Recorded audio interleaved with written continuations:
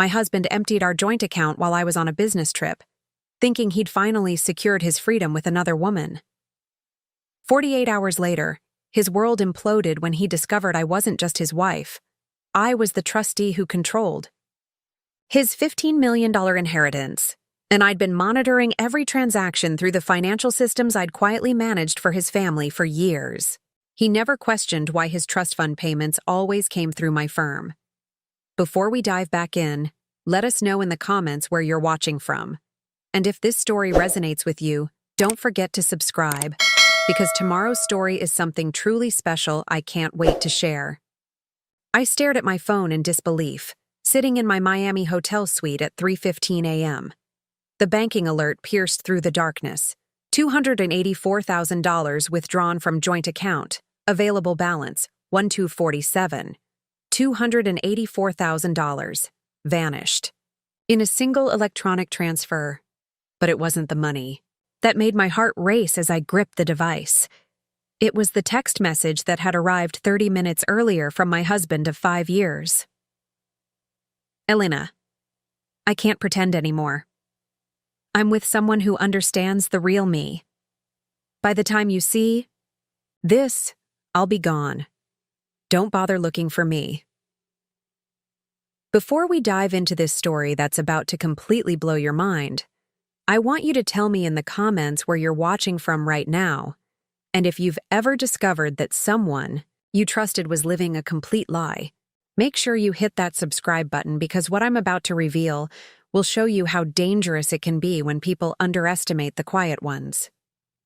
Tomorrow, I have another story that will make this betrayal look like amateur hour. 5 years.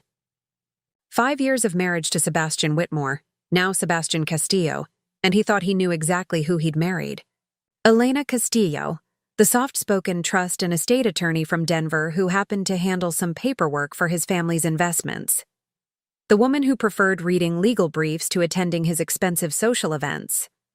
The wife who drove a practical Subaru while he cruised around in his Porsche, funded by what he believed were automatic monthly distributions from his family trust. What Sebastian never realized, what I'd meticulously ensured he never discovered, was that Elena Castillo wasn't just any estate attorney. I was the managing partner of Castillo and Partners, the boutique wealth management firm that had been stewarding the Whitmore family fortune for 2 decades. His late grandmother had personally selected my mentor to handle their legacy in 2003. His father had entrusted me with the family's entire financial structure when I was barely 28. And when Sebastian turned 30 and gained access to his trust fund, every single dollar had flowed through my carefully designed oversight systems.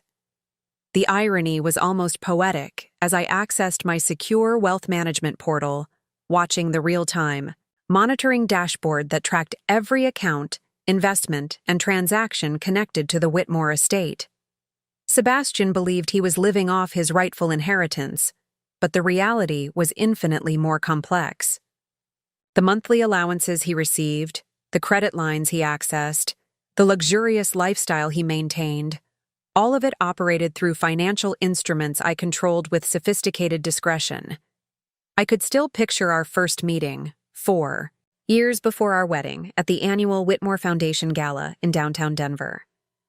He'd approached me with that charming smile, introducing himself as Sebastian Whitmore, heir to the Whitmore real estate empire. "And what brings you to our little family gathering?" he'd asked, his tone carrying that subtle condescension wealthy men use with women they assume are gold diggers or social climbers. "I work in estate planning," I'd replied honestly, which was completely accurate. I simply hadn't elaborated that I planned and managed his family's $250 million estate portfolio. He'd smiled indulgently, the kind of expression rich men give to women they consider intellectually inferior, but potentially useful. "Ah, legal work. That must be challenging for someone like you." I'd allowed him to maintain those assumptions throughout our entire relationship. When he'd mentioned wanting to increase his trust distributions to buy a vacation home, I'd suggested he contact his family's financial managers. When he'd complained about the uptight lawyers who controlled his money, I'd offered understanding nods. When he'd bragged about successfully negotiating better terms with his trustees, I'd praised his business acumen, knowing I'd personally approved every modification myself. Our prenuptial agreement had been a work of art in strategic misdirection. Sebastian's high-powered attorney had focused entirely on protecting his trust fund from any potential claims I might make, completely oblivious to the fact that I already wielded complete authority over every aspect of it. My legal team, who happened to be my own firm's partners, had crafted language that appeared to safeguard my modest estate practice while actually protecting my true position and comprehensive control. The wedding had been everything Sebastian envisioned: extravagant, exclusive, and entirely financed by what he assumed was his own inherited wealth. I'd played the role of the appreciative middle-class bride, grateful for his family's acceptance, while privately authorizing every catering invoice and venue payment through my firm's client management protocols.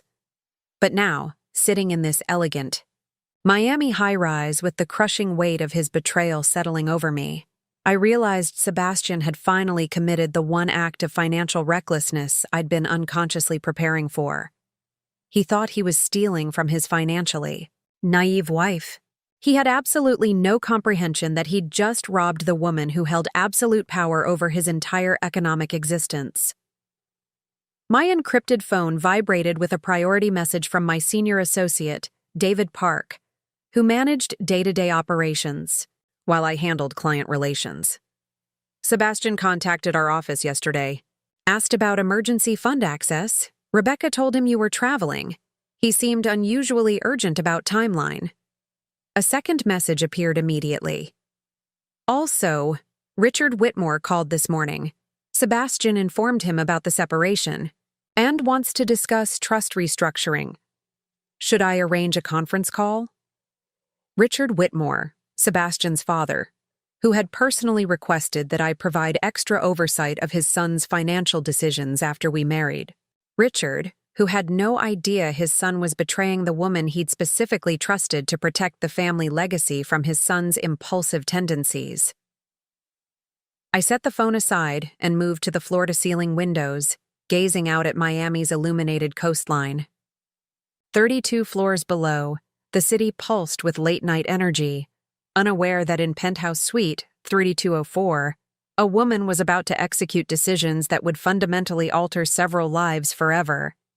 Sebastian believed he was embarking on a new chapter with his mystery woman, though I already had strong suspicions about her identity, thanks to the comprehensive financial monitoring systems I'd implemented to protect the estate from exactly this type of reckless behavior.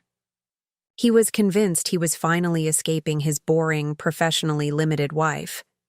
He had no concept that tomorrow, when I returned to Denver, he would learn that everything he'd assumed about his life, his money, and his future was about to be systematically dismantled. The chess match was about to commence, and Sebastian had just made his opening move in a game where he didn't even understand he was already in checkmate. It took a lot of care and time to prepare and narrate this for you, so if you're enjoying it, a quick subscribe really helps and means the world to us. All right, let's get back to it. The foundation of our entire relationship had been built on a lie, but not the one Sebastian thought. While he believed he was the wealthy heir who'd graciously married beneath his station, the truth was far more complex and infinitely more devastating for him. It started 6 years ago at the Whitmore Foundation's annual charity auction, held in the grand ballroom of Denver's historic Brown Palace Hotel. I'd been there in my professional capacity, representing Castillo and Partners in our role as the family's wealth management firm. At 29, I was already the youngest managing partner in the company's history, having taken over after my mentor's retirement 2 years earlier. Sebastian had approached me during the cocktail hour, drawn by what he later admitted was my mysterious, quiet confidence. He was 31 then, devastatingly handsome in that effortless way that comes with generational wealth, perfectly tailored Armani suit, Swiss watch that cost more than most people's cars, and that particular brand of charm that men develop. when they've never been told no about anything that mattered. "I don't think we've met," he'd said, extending his hand with a smile that had probably opened countless doors. "Sebastian Whitmore, and you're far too interesting to be just another charity circuit regular." I'd accepted his handshake, noting the soft texture of hands that had never known real work. "Elena Castillo, I handle some legal matters for your family's foundation." His eyes had immediately shifted, categorizing me as he processed this information. Professional woman, obviously intelligent, but safely contained within the service provider category. Someone useful, but not threatening, to his position in the social hierarchy. "Ah, estate planning," he'd nodded knowingly. "That must be fascinating work.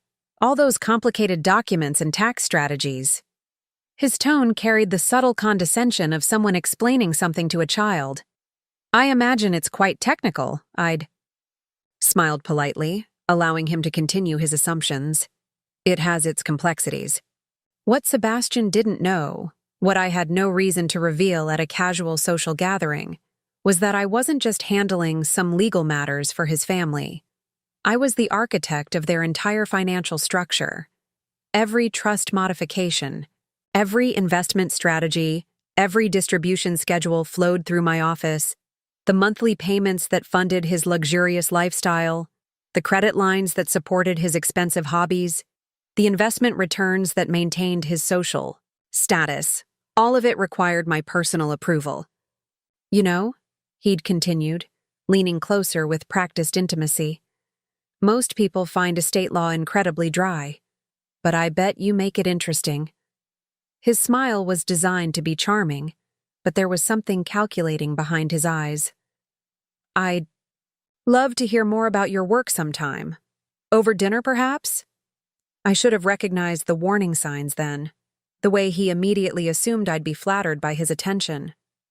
The casual dismissal of my professional expertise as interesting rather than significant. The underlying assumption that a woman in my position would naturally be impressed by his wealth and status. But I was curious. Sebastian Whitmore was undeniably attractive, and there was something intriguing about the possibility of a relationship where my professional success wouldn't be the defining factor. For years, I'd struggled with dating men who were either intimidated by my wealth or obviously interested only in my financial resources. Sebastian seemed to offer something different, a chance to be valued for myself rather than my bank account. Our courtship unfolded over 6 months of carefully orchestrated encounters. Sebastian pursued me with the focused intensity of someone accustomed to acquiring what he wanted. Expensive dinners at Denver's most exclusive restaurants, weekend getaways. To Aspen, private box seats at the opera. He paid for everything, never allowing me to contribute, clearly taking pleasure in what he saw as his generosity toward someone of lesser means. "I want to take care of you," he'd said one evening as we sat in his penthouse apartment overlooking the city lights. "You work so hard at that little firm of yours. You deserve to be pampered." Little firm. The phrase had stung, but I'd hidden my reaction behind a grateful smile. Castillo and Partners managed over $3 billion in assets for some of Colorado's wealthiest families, but Sebastian saw only what he wanted to see, a modest legal practice that required his financial support. The first major red flag came 4 months into our relationship during a dinner party at his father's estate. I'd been introduced to Richard Whitmore's business associates as Sebastian's girlfriend, Elena. She's a lawyer, does estate planning for local families. One of the guests, a prominent Denver businessman, had perked up with interest. "Estate planning? You wouldn't happen to know Elena Castillo from Castillo and Partners, would you? That woman is brilliant, completely revolutionized how we structure our family trusts." Sebastian had laughed, placing a possessive hand on my shoulder. "Oh no, this is my Elena. She works with much smaller clients. Nothing as sophisticated as what you're describing." The businessman had looked confused, clearly recognizing me, but sensing the social undercurrent that suggested he shouldn't pursue the topic. I'd smiled politely and changed the subject, but the moment crystallized something important. Sebastian didn't just fail to understand my professional significance. He actively resisted learning about it. The pattern continued throughout our relationship. When I mentioned complex cases I was working on, he'd nod absently and change the subject to his own business ventures. When I had to take emergency calls from clients, he'd make comments about how demanding small legal practices could be. When I worked late on major transactions, he'd suggest I was letting my employers take advantage of my dedication. "You're too smart to be just another associate," he'd say, clearly believing he was being supportive. "You should start your own practice. I could help you get established, introduce you to some contacts, maybe provide some startup capital." The irony was breathtaking. Sebastian was offering to help me start a business that I already owned, using connections I'd already cultivated, with capital I'd already accumulated. But his worldview simply couldn't accommodate the possibility that his girlfriend might already be more successful than he was. The marriage proposal came after 18 months of this careful dance. Sebastian had orchestrated an elaborate proposal at the same charity gala where we'd met, presenting me with a stunning diamond ring that cost more than most people's annual salaries. His speech had been touching, filled with promises about building a life together and his gratitude for finding someone who loved him for himself rather than his money. I'd accepted because I genuinely believed I loved him, and because I hoped that marriage might finally create the intimacy necessary for complete honesty between us. I imagined eventually revealing my true position, perhaps after we'd built a stronger foundation of trust and mutual respect.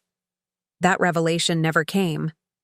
Instead, Sebastian's assumptions about our relationship dynamics became more entrenched after the wedding.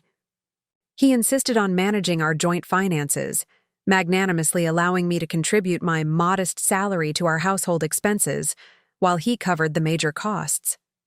He made decisions about our social life, our living arrangements, our vacation plans, always with the benevolent authority of someone who believed he was supporting a grateful spouse. The prenuptial agreement negotiations had been particularly revealing. Sebastian's attorney had focused extensively on protecting his trust fund from any potential claims I might make, never questioning why I seemed so knowledgeable about trust structures and estate planning strategies. My own legal team had been discreetly amused by the entire process, crafting language that appeared to safeguard my modest assets, while actually protecting my true financial position. "I want you to feel secure," Sebastian had said when we signed the documents. "This way, you'll never have to worry about people thinking you married me for my money." The condescension was breathtaking. But I'd signed anyway, knowing that the agreement would ultimately protect me far more than it protected him. For 5 years, I'd maintained this elaborate charade, watching my husband live a life funded entirely by systems I controlled, while he explained my own profession to me at dinner parties and offered career advice based on his assumption that I was struggling to establish myself professionally. The most painful moments came when he'd dismiss other successful women in our social circle, attributing their achievements to luck, connections, or less legitimate means. "You can't trust women who seem too successful too quickly," he'd say, apparently forgetting that he was speaking to someone who had built a multi-billion-dollar practice before turning 30. There's usually something shady behind it. I'd realized gradually that Sebastian hadn't fallen in love with me. He'd fallen in love with his perception of me, the supportive, grateful wife who posed no threat to his ego or his status, the woman who needed his protection and guidance, the partner who would always make him feel superior by comparison. Now, sitting in this Miami hotel suite with the evidence of his betrayal glowing on my phone screen, I understood that our entire marriage had been built on his inability to see me as I truly was. Sebastian hadn't just stolen money from our joint account. He'd stolen 5 years of my life while living off the financial foundation I'd built. But unlike the woman he thought he'd married, I had the power to take it all back, and I was about to show him exactly what that meant. The deterioration of Sebastian's character didn't happen overnight. It was a gradual erosion that I watched with the clinical detachment of someone studying a fascinating but troubling case study. What I initially attributed to the normal adjustments of marriage slowly revealed itself as something far more concerning. A man whose sense of entitlement grew stronger with each passing year. The first significant crack in his facade appeared during our second year of marriage, when the tech startup he'd been consulting for went bankrupt. Sebastian had invested heavily in the company, not just financially, but emotionally, seeing it as his chance to prove he could succeed outside his family's established wealth. When the business failed, he'd lost nearly $200,000 of what he believed was his own money. "This is exactly why I need more liquid capital," he'd said, pacing our penthouse living room like a caged animal. "The monthly trust distributions aren't enough for real opportunities. I should have access to the principal. It's my inheritance, after all." I'd watched him from the kitchen, preparing dinner while he ranted about the unfairness of trust structures, designed by overcautious old men who didn't understand modern investment opportunities. What Sebastian didn't know was that his failed startup investment had actually triggered multiple red flags in our monitoring systems, and I'd quietly increased oversight of his discretionary spending as a protective measure. "Maybe you should speak with your family's wealth managers," I'd suggested carefully. "They might have ideas about restructuring your distributions." He'd stopped pacing and looked at me with the kind of expression reserved for someone who'd said something particularly naive. "Elena, sweetheart, these aren't people you negotiate with. They're institutional bureaucrats who've been managing family money for decades. They don't care about individual circumstances or opportunities. They just follow the rules that were set up by my grandmother 40 years ago." The irony was almost unbearable. Sebastian was describing me and my team as faceless bureaucrats, while sitting in a home that I'd personally approved for purchase, eating food bought with credit lines that I'd personally authorized, complaining about restrictions that I'd personally designed to protect him from exactly the kind of reckless investments he was advocating for. But the startup failure marked a turning point in Sebastian's relationship with money, and, by extension, with me. He became increasingly resentful of what he saw as artificial limitations on his financial freedom. More troubling, he began expressing views about women and money that revealed a deeply concerning mindset. "Women don't understand investment risk the way men do," he'd say during dinner parties, usually after several glasses of wine had loosened his inhibitions. "They're too emotional, too focused on security instead of growth opportunities. That's why most family trusts are structured so conservatively. They're designed by lawyers who think like nervous wives rather than ambitious entrepreneurs." I'd sit beside him at these gatherings, smiling politely while he unknowingly insulted my professional expertise and personal judgment to rooms full of people who knew exactly who I was. The cognitive dissonance was staggering. Sebastian would dismiss female financial professionals as overly cautious while living entirely off the conservative investment strategies I'd implemented to preserve his family's wealth. The third year brought new complications when Sebastian decided to launch his own investment advisory firm. He'd spent months developing business plans, networking with potential clients, and designing marketing materials that emphasized his insider knowledge of high-net-worth financial management.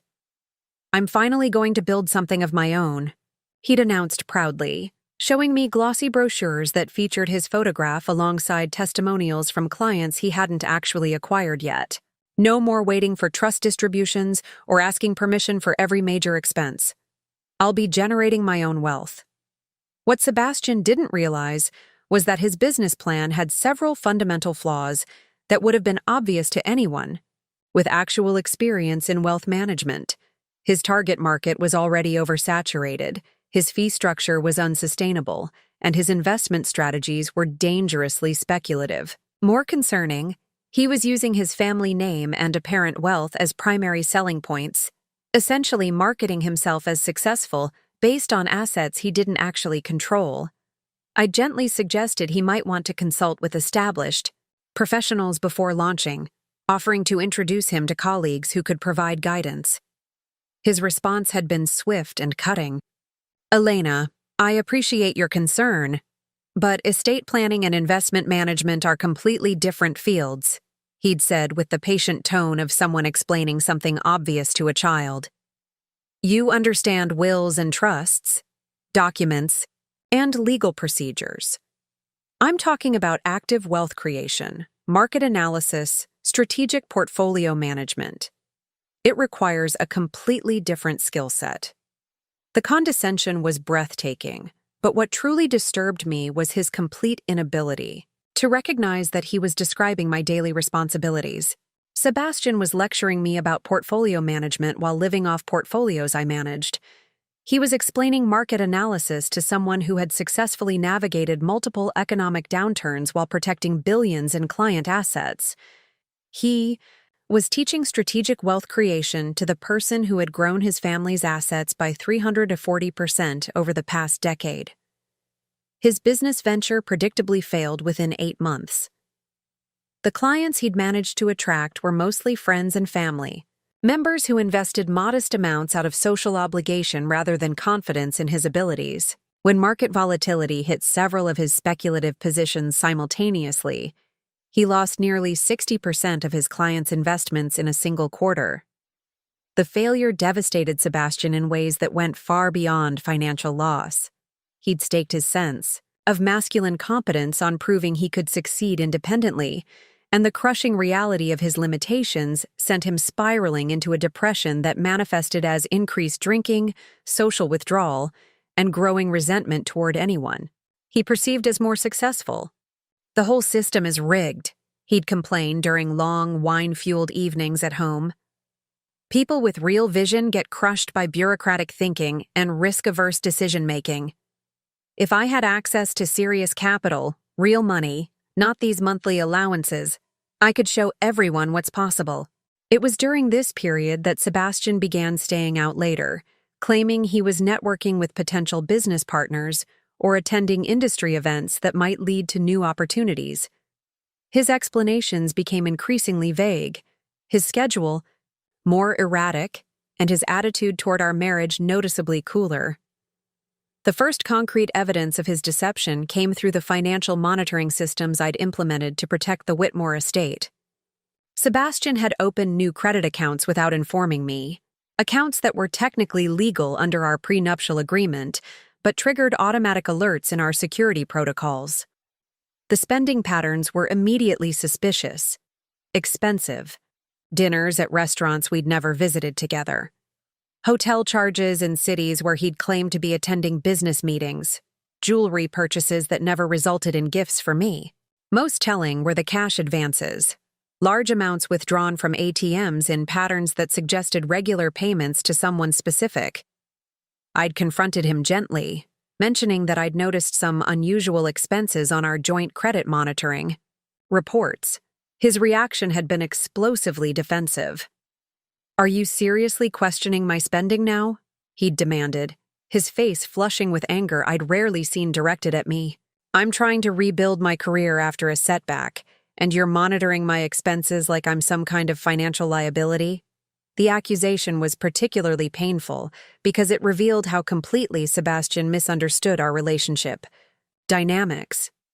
He genuinely believed that I was the financially dependent spouse who had no right to question his decisions, even as he spent money that ultimately flowed from systems I controlled. "I'm not questioning anything," I'd replied carefully. "I just want to make sure we're on the same page about our financial goals and spending patterns." "Our financial goals?" His laugh had been bitter and dismissive. "Elena, I love you, but let's be realistic about our respective contributions to this household. You have your little legal practice, which is admirable, but I'm the one carrying the real financial weight here. I think I've earned the right to make investment decisions without micromanagement from someone who's never handled serious money." The conversation had ended there, but it crystallized something crucial for me. Sebastian wasn't just unfaithful financially. He was unfaithful intellectually and emotionally. He'd created a version of our marriage that served his ego and his sense of superiority, and he was willing to defend that fiction even when it required dismissing and diminishing me. Over the following months, his behavior became increasingly erratic and his deceptions more elaborate. He'd disappear for entire weekends, claiming business trips that couldn't be verified. He'd receive phone calls that he'd take privately, speaking in hushed tones before hanging up quickly when I entered the room. Most troubling, he'd begun making comments about feeling trapped by family obligations and marriage expectations. "Sometimes I wonder what my life would have been like if I'd made different choices," he'd say, staring out our penthouse windows at the city lights below. "If I'd focused on building something completely independent instead of settling into comfortable domestic routines." The final straw came 6 weeks before my Miami business trip, when Sebastian approached me with a proposal that revealed the full extent of his selfishness and his fundamental misunderstanding of our situation. "I've been thinking about our future," he'd said over dinner at our favorite restaurant, his tone suggesting he'd carefully planned this conversation.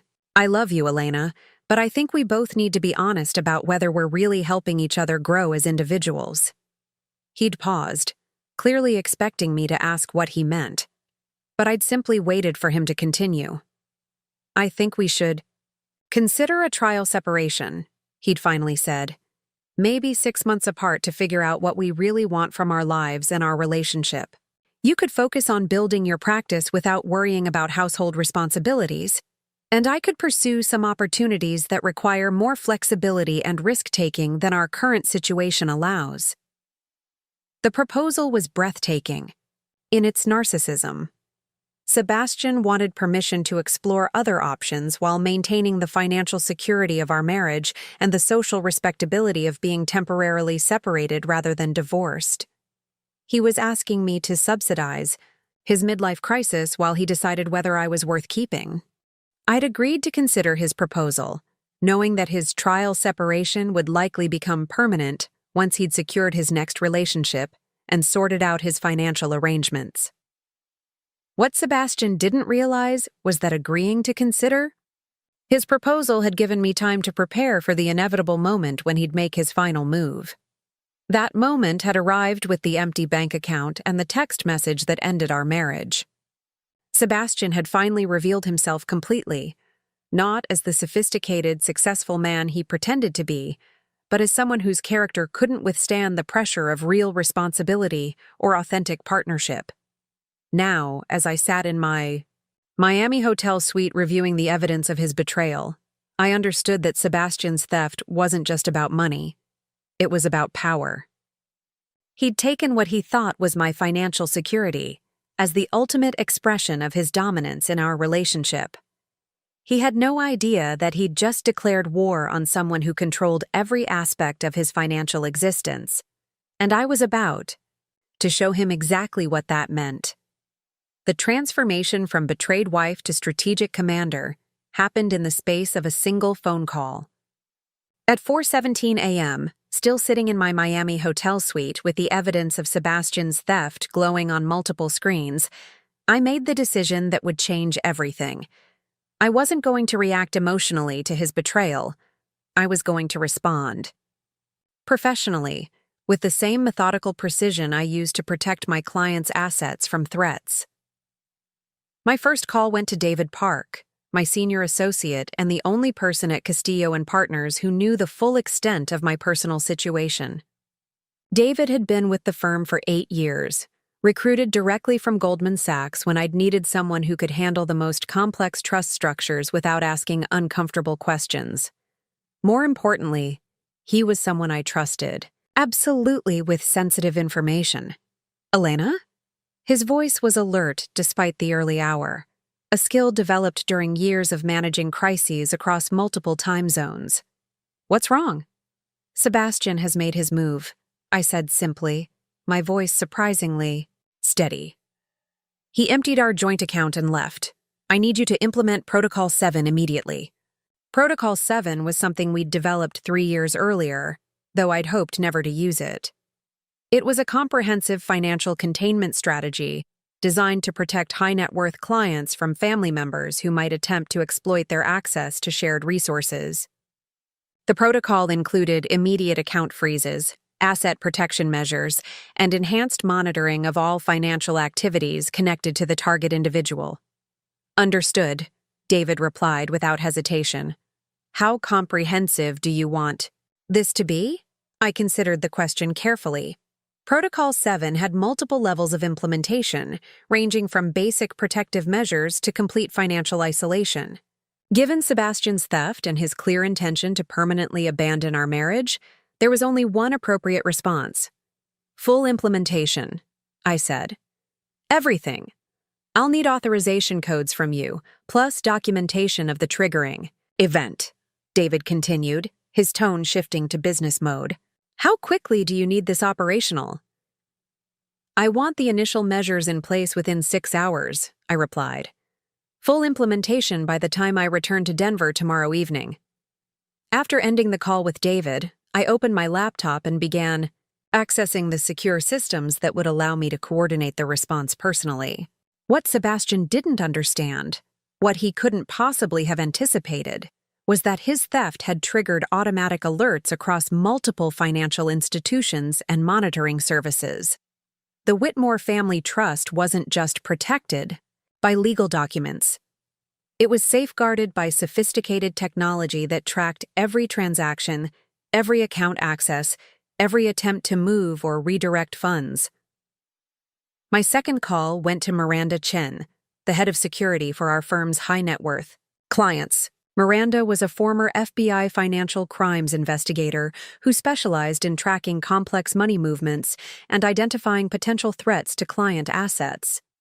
She answered on the first ring, as she always did when contacted through our emergency protocols. Miranda, I need a comprehensive trace on all financial activity connected to Sebastian Whitmore for the past 6 months, I said without preamble. He's just triggered a major security event, and I need to understand the full scope of his activities. The usual parameters? She asked, her fingers already typing in the background.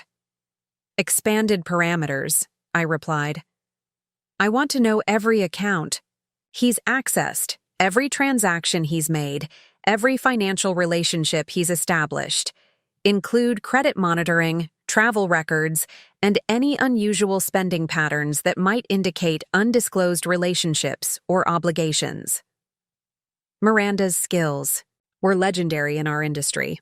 She could trace money movements across international borders, identify hidden accounts, and reconstruct financial relationships that subjects thought they'd successfully concealed. If Sebastian had been planning this betrayal for months, which I was beginning to suspect, Miranda would find the evidence. I'll have preliminary results within 4 hours, she said. Full analysis by end of business today.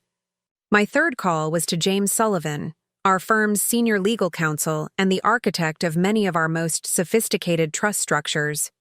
James had been practicing estate law for 30 years and had seen every possible variation of family financial disputes. More importantly, he understood the legal mechanisms that could be used to protect trust assets from beneficiaries who violated the fundamental terms of their agreements.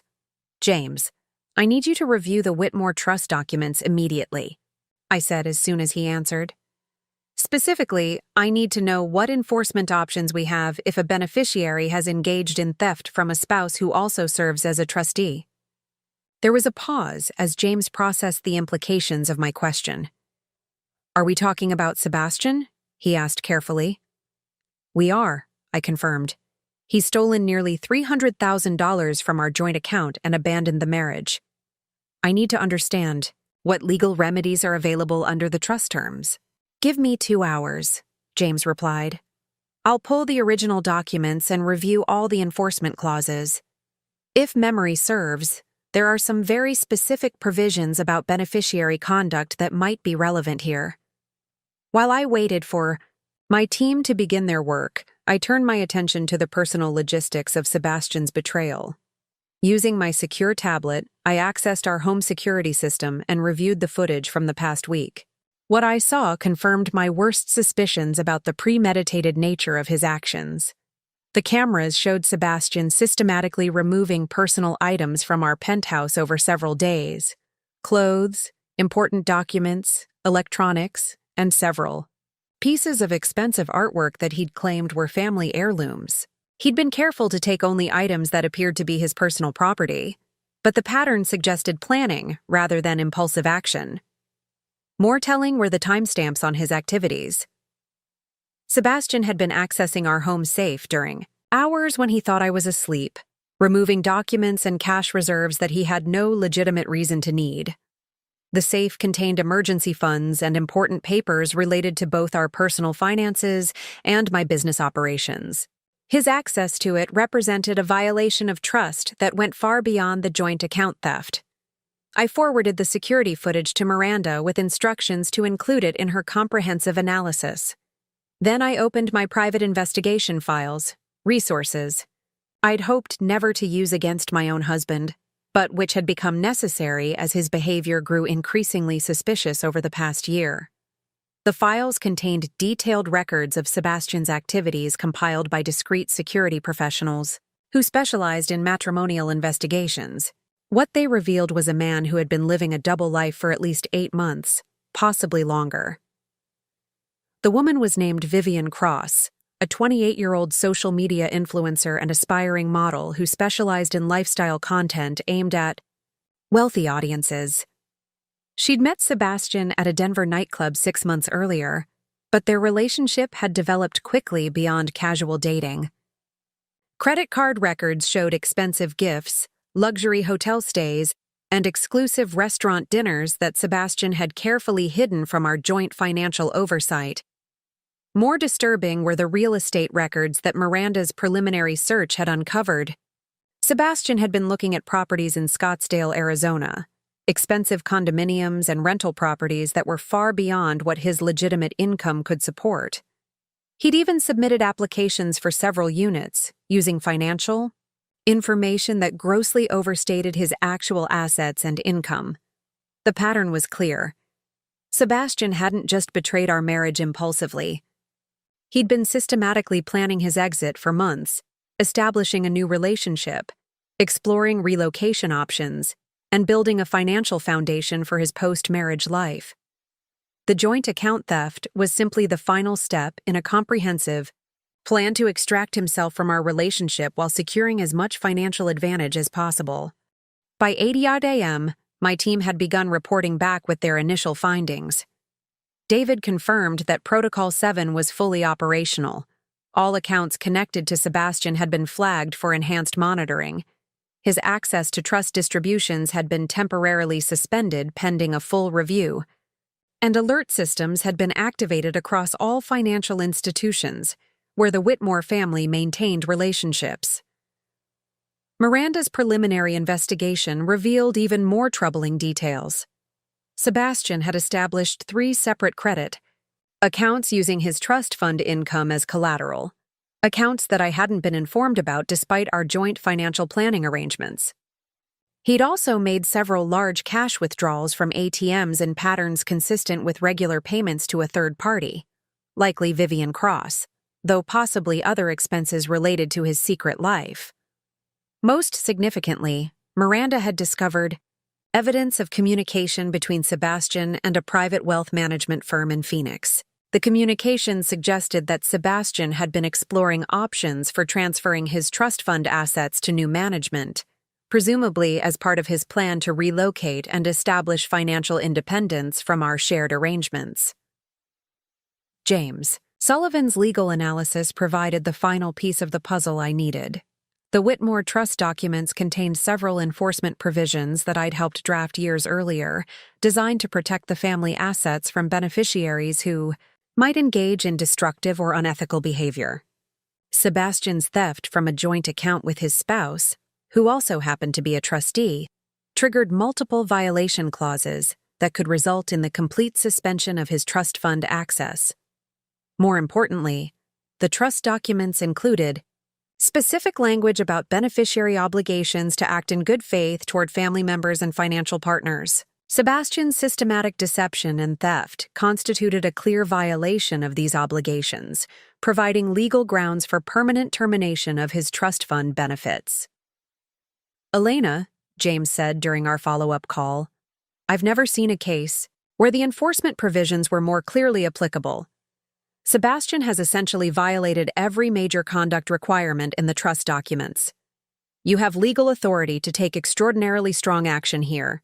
By noon, I had assembled a complete picture of Sebastian's betrayal and developed a comprehensive response strategy.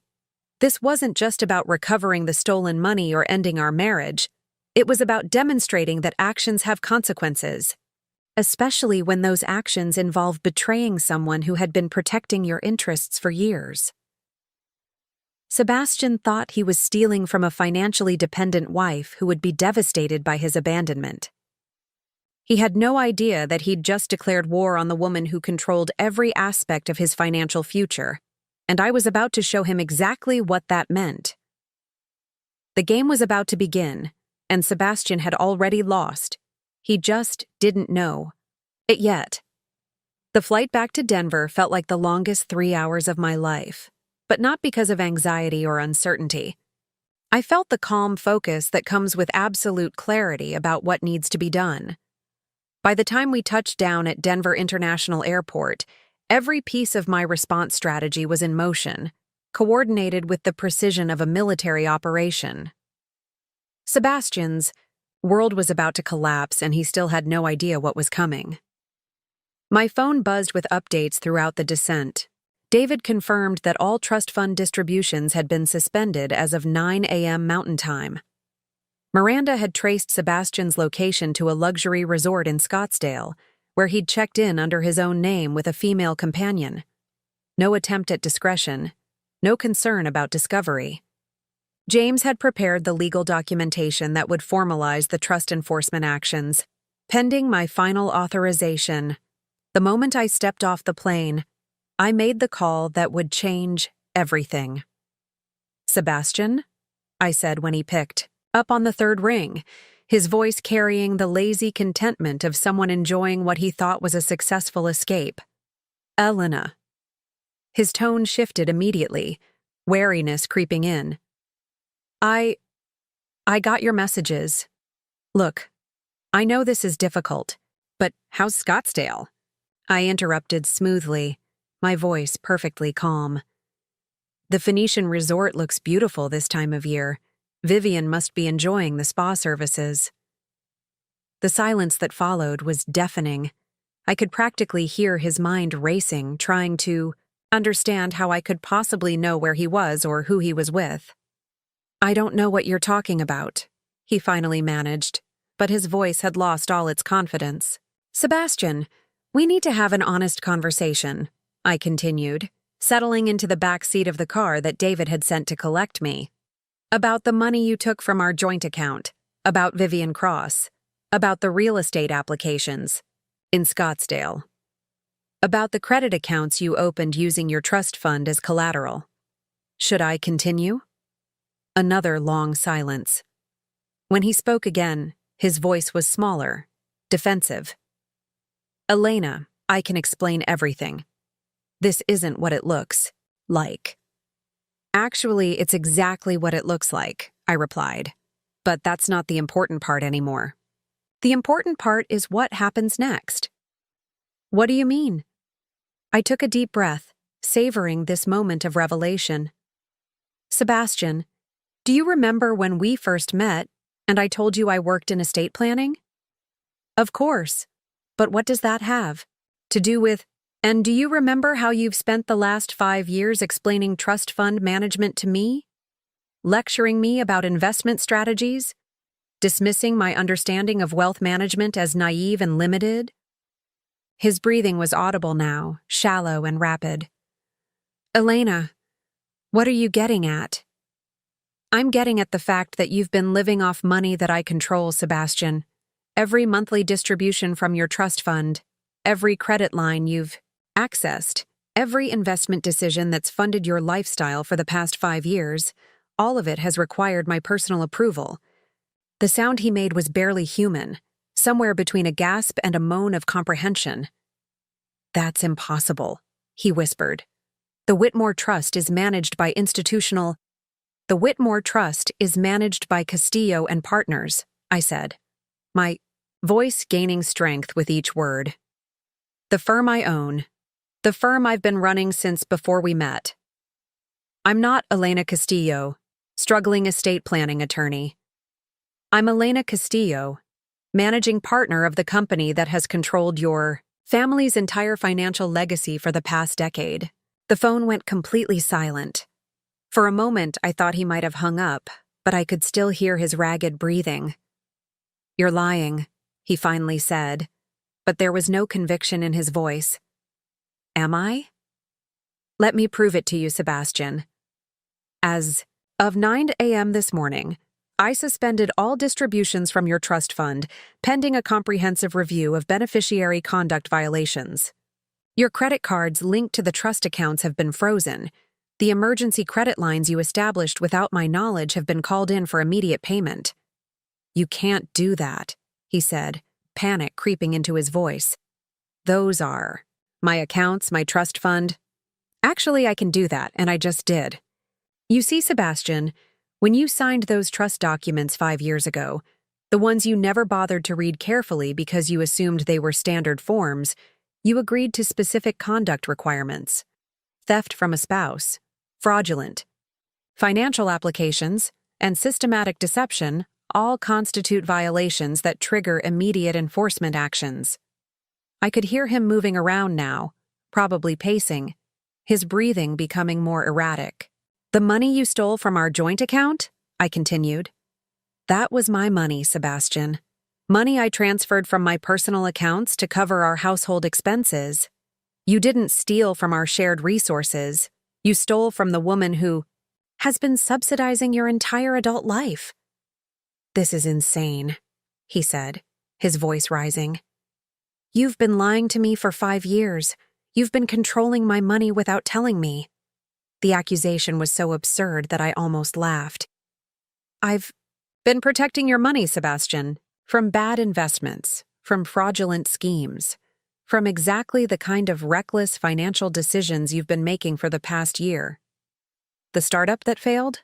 I could have stopped you from losing that money, but you never asked for my professional opinion because you didn't think I was qualified to have one. But why? The question came out as almost a wail. Why would you hide this from me? Because I wanted to be loved for who I was, not what I controlled, I replied honestly.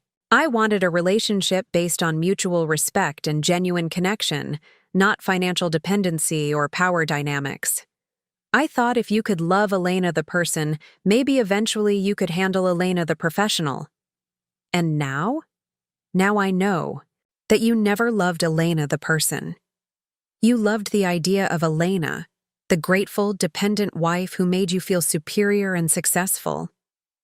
The woman who existed only to support your ego and your sense of masculine achievement. I could hear a female voice in the background now, Vivian, no doubt, asking what was wrong. The irony was perfect. Sebastian was having the most important conversation of his life while the woman he'd betrayed me for listened in.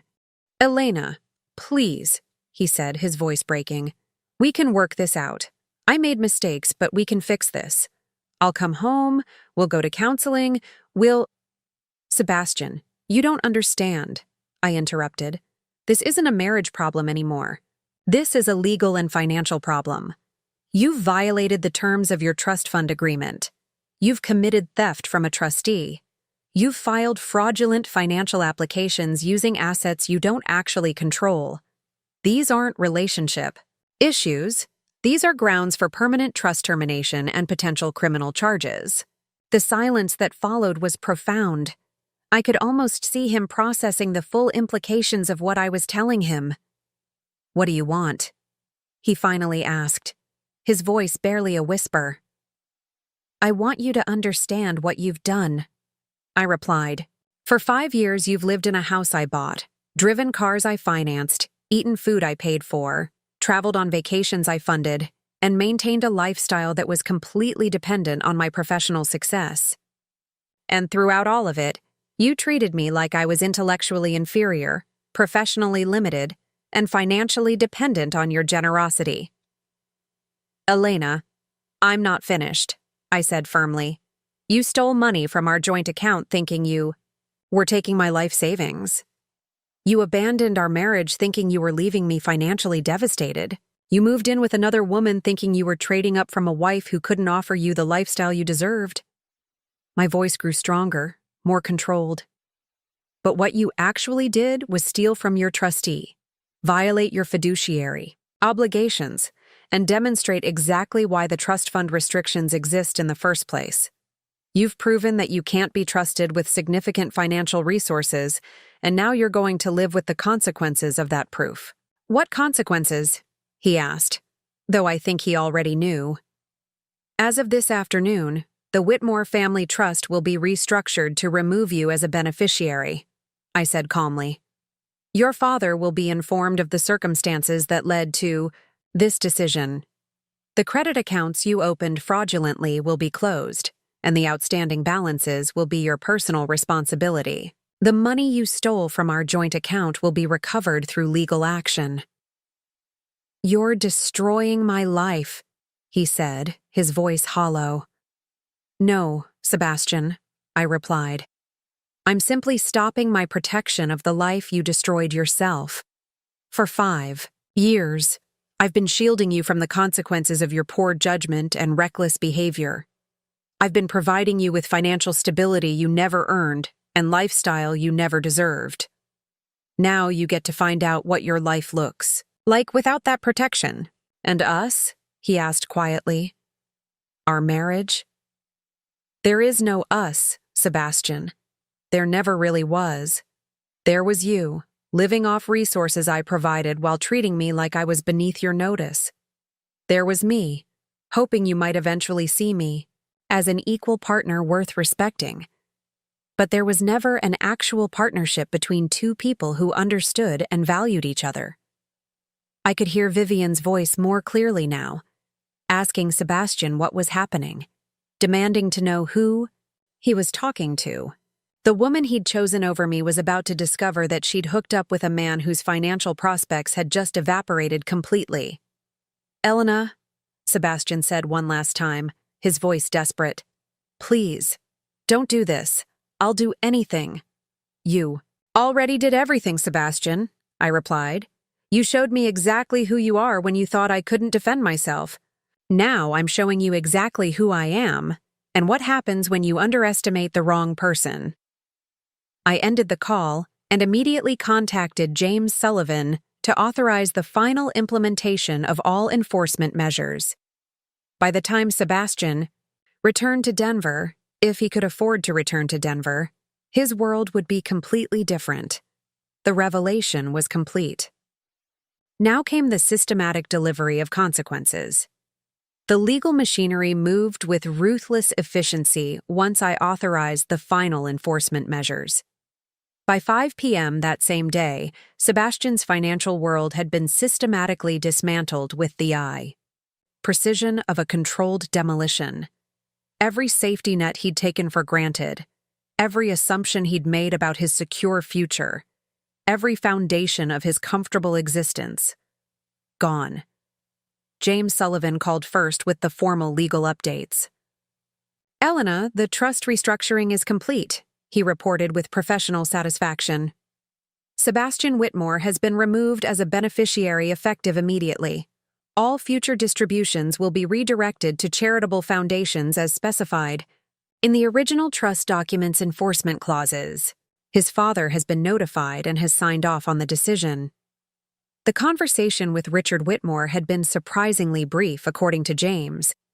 The elder Whitmore, upon learning of his son's theft and abandonment, had simply said, Elena has been more family to us than Sebastian has shown himself to be. Do whatever is necessary to protect the family assets. Miranda Chen's comprehensive financial investigation had revealed the full scope of Sebastian's deception, and the results were staggering. He's been systematically lying about his financial position for over a year, she reported via secure video call. The credit applications show false income statements claiming he earned $300,000 annually from his own investments. The real estate applications in Scottsdale included forged bank statements showing account balances that were 10 times his actual liquid assets. The implications were severe. Sebastian hadn't just been unfaithful to our marriage, he'd been committing systematic financial fraud, using his trust fund access to create false documentation for loans and credit he could never repay. Every credit card he'd opened, every loan application he'd submitted, every financial commitment he'd made was based on assets he didn't actually control. It gets worse, Miranda continued. The woman, Vivian Cross, has been posting about their relationship on social media for months. Expensive jewelry, luxury vacations, designer clothing, all of it funded by Sebastian and all of it documented online with timestamps and locations. She's essentially created a complete evidentiary record of how he's been spending trust fund money on an extramarital relationship. David Park coordinated the operational aspects of the financial shutdown with military precision. All credit, accounts linked to trust assets have been frozen, he reported. The cards he's been using in Scottsdale stopped working about an hour ago. His hotel bill, car rental, restaurant charges, everything is now being declined. Security at the Phoenician Resort has been discreetly notified that there may be payment issues with his account. The timing was devastating for Sebastian. He was trapped in an expensive resort with a woman who expected luxury treatment, with no access to the financial resources that had funded their relationship. Every swipe of his credit card would now be met with rejection. Every attempt to maintain the facade of wealth would crumble in real-time humiliation. But the legal consequences extended far beyond simple embarrassment. James had discovered that Sebastian's fraudulent financial applications constituted federal crimes: bank fraud, wire fraud, and potentially money laundering through his complex web of fake accounts and false statements. Elena, you need to decide how far you want to push this, James said carefully. We have enough evidence to support criminal charges if you choose to pursue them. I considered this option seriously. Sebastian had stolen from me, betrayed our marriage, and committed multiple felonies in the process. Criminal prosecution would ensure that his actions had permanent consequences, that he couldn't simply disappear and recreate himself elsewhere without accountability. File a formal complaint with the FBI's Financial Crimes Division, I decided. Let them determine whether federal prosecution is warranted, but make sure they understand this isn't vindictive. It's about preventing him from defrauding other financial institutions or potential partners. The afternoon brought a series of increasingly desperate calls from Sebastian, each one more frantic than the last. I didn't answer any of them, but I listened to the voicemails with clinical interest, watching his psychological state deteriorate as the reality of his situation became clear. Elena, something's wrong with my cards, he said in the first message, trying to maintain composure. There must be some kind of computer error. Can you call the bank and sort this out? The second message, 30 minutes later. Elena, this is serious. All my accounts are showing zero balances, and customer service says the accounts have been flagged for review. I need you to call me back immediately. By the fifth message, panic had fully set in. Elena, I know you're behind this somehow. Look, I'm stuck in Arizona with no way to pay for anything. Vivian is asking questions I can't answer. Please, just call me back so we can work this out. I'll do whatever you want. Just fix this.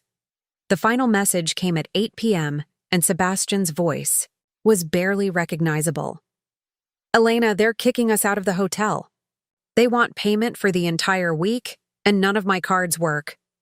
Vivian left an hour ago, just took a taxi to the airport and blocked my number. I'm sitting in the hotel lobby with my luggage, and I don't even have enough cash for a cab. Please. I know I screwed up, but don't leave me stranded here, please. The poetic justice was almost too perfect.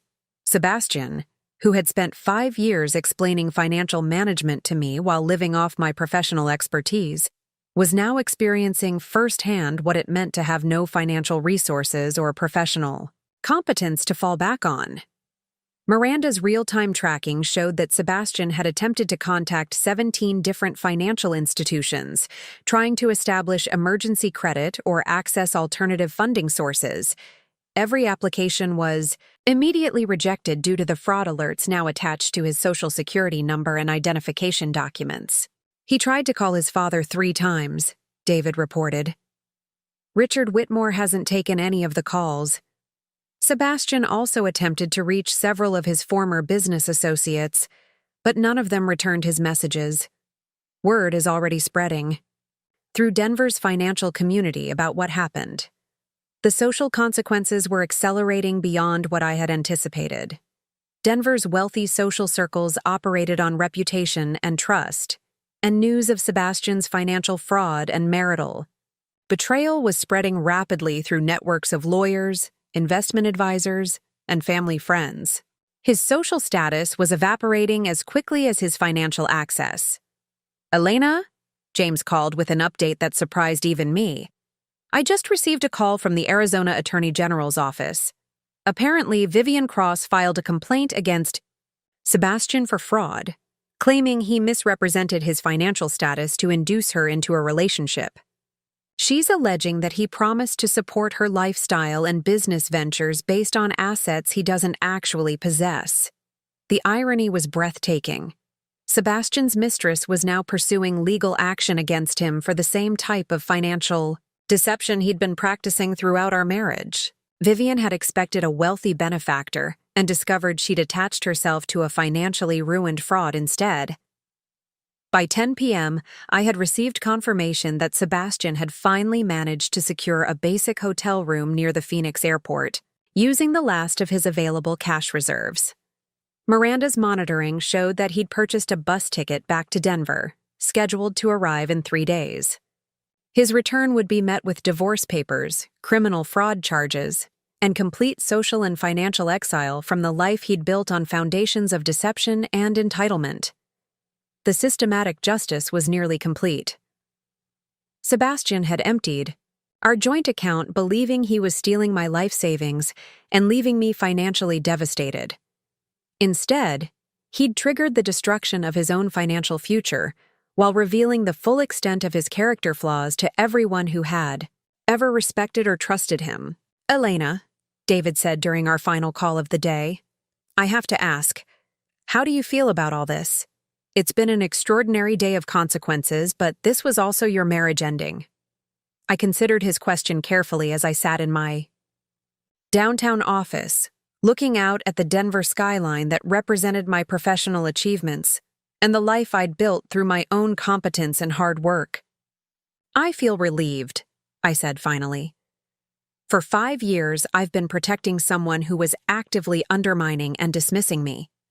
For 5 years, I've been subsidizing the lifestyle of someone who treated me as intellectually and professionally inferior. Now I get to see what happens when actions meet their natural consequences."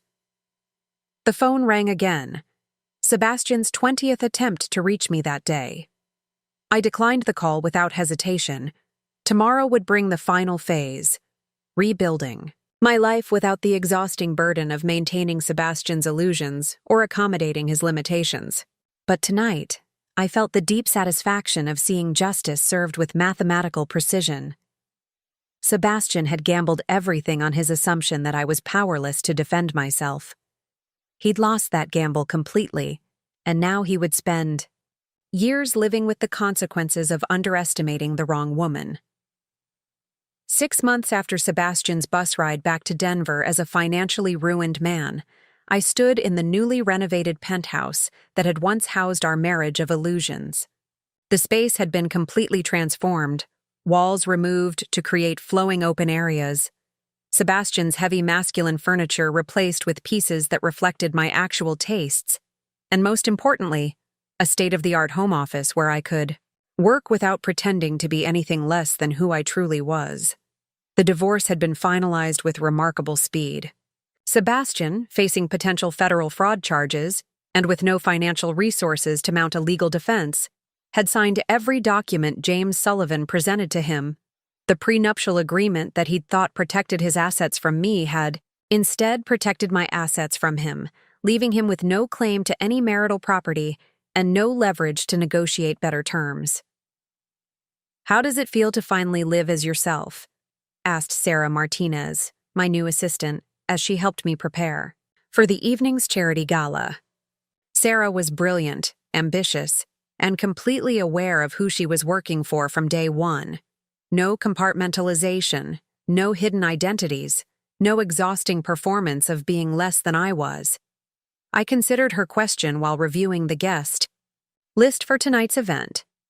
The Denver Children's Foundation Gala would be my first major social appearance since the divorce, and the first time I'd attend a high society event as Elena Castillo, successful managing partner, rather than Elena Castillo, Sebastian's supportive wife. Liberating, I replied honestly. I didn't realize how much energy I was spending maintaining that artificial division until I stopped doing it. The past 6 months had been a masterclass in personal and professional integration. Without the need to downplay my achievements or accommodate Sebastian's fragile ego, I'd thrown myself fully into expanding Castillo and Partners. We'd acquired 2 smaller wealth management firms, launched an innovative trust structure that was already being copied across the industry, and increased our assets under management by 34%. More satisfying was the mentoring program I'd established for young women in finance. Every Thursday evening, I hosted dinners for female attorneys, investment advisors, and trust officers who were navigating the challenges of building careers in male-dominated industries. The conversations were refreshingly honest about the obstacles we faced and the strategies that actually worked. You should see the latest reports on Sebastian, David Park had mentioned during our weekly review meeting. Miranda's sources say he's working at a mid-tier accounting firm in Phoenix, making about $45,000 a year. Lives in a studio apartment, drives a used Honda, shops at discount grocery stores. The transformation was complete. Sebastian Whitmore, who had once dismissed women as too emotional for serious financial decision-making, was now living the modest middle-class existence he'd always assumed I occupied. Meanwhile, I was operating at the highest levels of wealth management, making decisions that affected billions in assets and dozens of high-net-worth families. The criminal charges had been dropped after Sebastian agreed to full restitution and community service, but the financial industry maintains long memories about fraud convictions. No reputable wealth management firm would hire him. No financial institution would extend him significant credit, and no wealthy family would trust him with their assets. His professional reputation was permanently destroyed. Vivian Cross had provided an unexpected epilogue to the story. After her fraud complaint against Sebastian made local news, she'd pivoted her social media presence to focus on financial empowerment for women and recognizing red flags in relationships. Her follower count had actually increased, and she'd parlayed the experience into a consulting business, helping women verify their partner's financial claims before making major relationship commitments. The irony is beautiful, Cassandra had observed during one of our regular dinners. Sebastian's betrayal created 2 successful women, you, who no longer has to hide your competence, and Vivian, who learned to monetize her experience with financial deception. My parents, who had watched my marriage with quiet concern they'd never voiced, were thrilled with the changes in my life. "You seem so much more yourself," my mother had said during our last visit.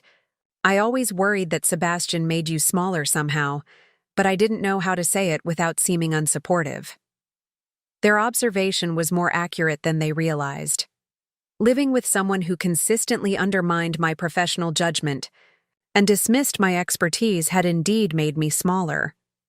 I'd internalized some of Sebastian's limitations, second-guessing decisions that should have been obvious, hesitating to assert authority that was rightfully mine. The evening's charity gala would mark another milestone in my integration process. Richard Whitmore would be there. We'd maintained a strong professional relationship despite the dissolution of my marriage to his son. Several board members from companies whose trusts I managed would attend, along with Denver's most prominent attorneys, investment advisors, and business leaders.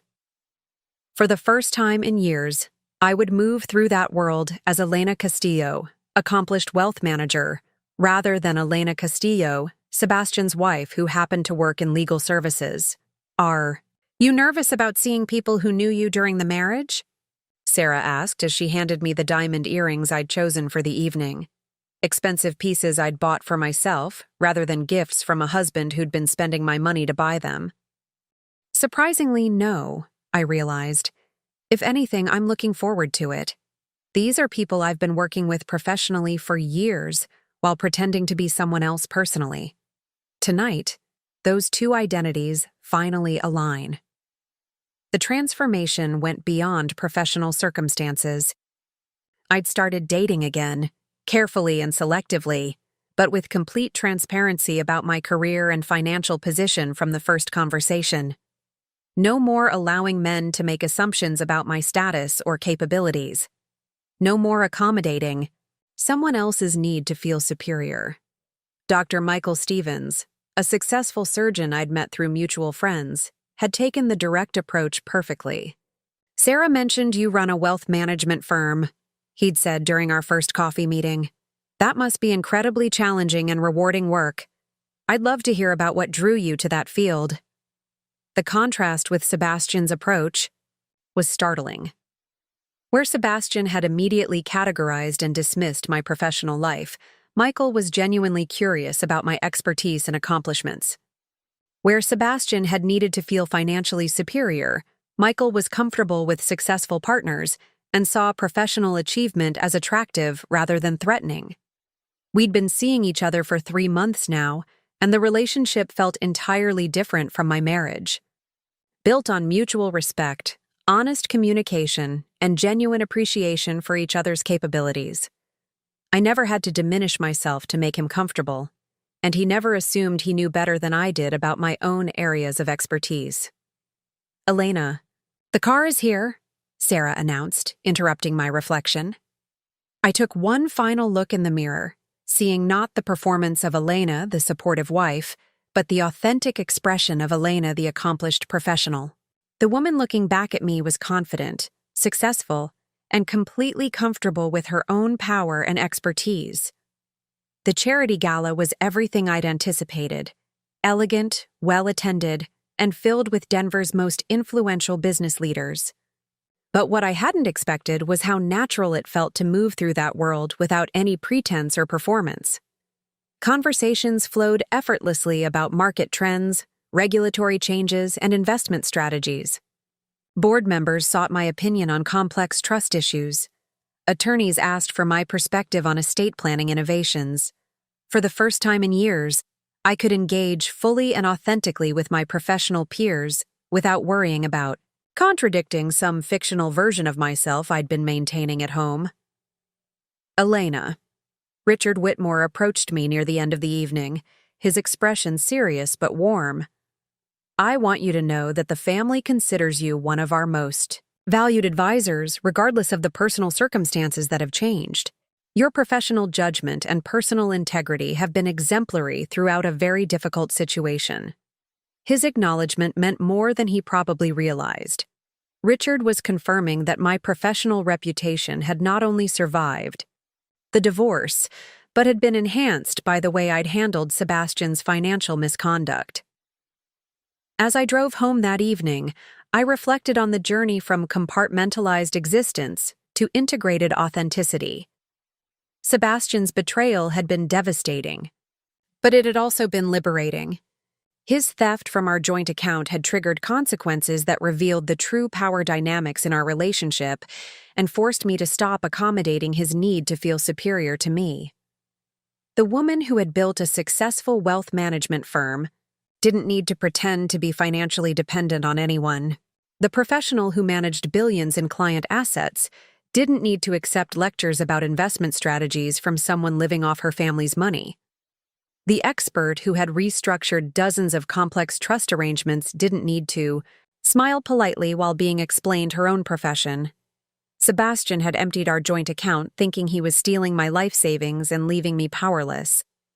Instead, he'd liberated me from the exhausting performance of being less than I was and discovered that underestimating me was the most expensive mistake he'd ever made. I was finally, completely, unapologetically myself, and it was the most powerful feeling in the world. The next chapter of my story would be written without compromise, without pretense, and without anyone else's permission to be extraordinary. Coming up next, you'll see 2 more stories we handpicked just for you. If this one struck a chord, you're going to love what's next. Tap to keep the journey going.